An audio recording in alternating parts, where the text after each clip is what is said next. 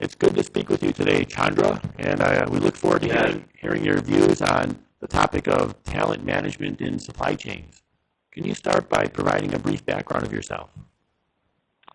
Yeah, brief background of myself is that I am a postgraduate in commerce as well as master's in business administration from the University of Mumbai.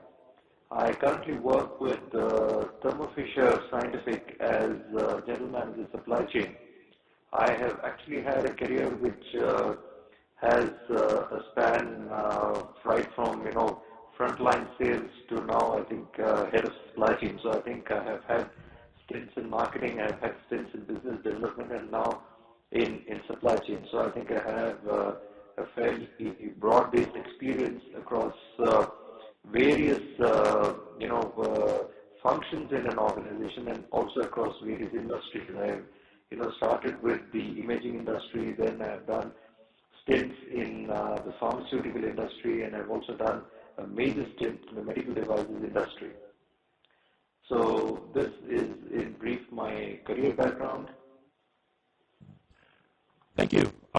My first question is, what are the most important issues with talent management in the supply chain today? I think if you look at the major issues that are there in terms of talent management and supply chain, and I'm speaking primarily with reference to what I have seen in the Asia Pacific context. The issues are, number one, in terms of having competencies and skills. So if you look at, for instance, the Indian situation, the number of educational institutions that are actually providing, supply chain education is extremely limited. So if you want to, get somebody who is actually schooled in the principles of supply chain and has a basic understanding of things like, say, for example, your demand planning, etc., it would be extremely difficult to find. You will find somebody at a very junior level, and if you want to, staff the higher levels, that would be, I think, a difficult exercise. The second thing is, I think, the fraternity of supply chain itself is a very small fraternity. So the choices that are there for you in terms of picking up people is I think, very limited.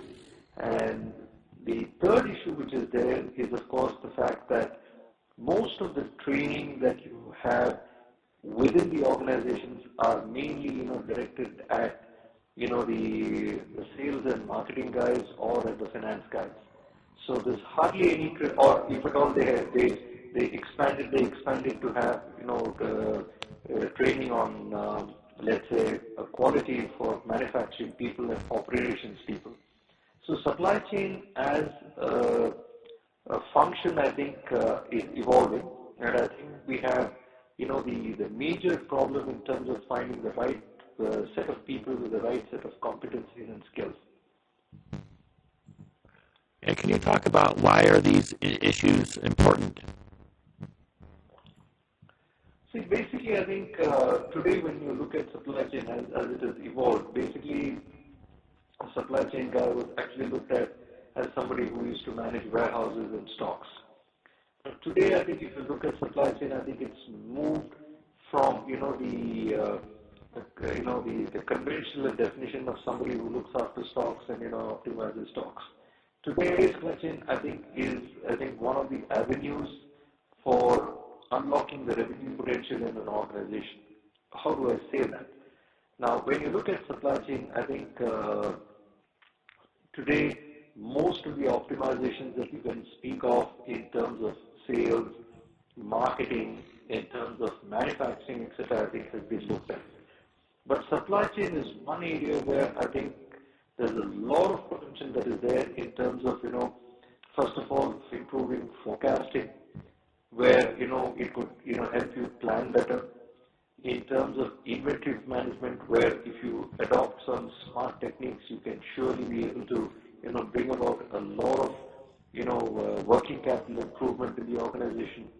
In terms of freight management, where if you do, again, I think an optimization of the inbound and the outbound freight, there's opportunity to get for you improvements.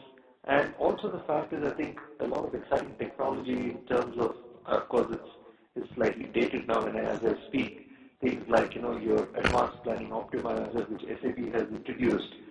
These are giving you a lot of opportunity for you to do these things in terms of making supply chain a very powerful competitive weapon in the market. And do you have any recommendations? Yeah, the recommendations that I have is, I think, first of all, the supply chain education and training, I think, needs to be, really formalized in, at least in many parts of Asia. So therefore, I think there needs to be a lot of work for getting, the supply chain function established. Rather than just speak about a bit of production planning and sometimes speak a little about demand planning, there needs to be courses for people at all levels in the supply chain. There are, different levels that need to be done. Like, for example, if you're looking at somebody at a very, basic level, these guys need to have basic concepts of supply chain. In case you're looking at a director supply chain, I think you need to have people who need to have the orientation in terms of strategic inputs that they need to give from the supply chain point of view when they sit in the leadership team. So first of all, I think education needs to be, I think, one area where a lot of investment needs to be, made. Second,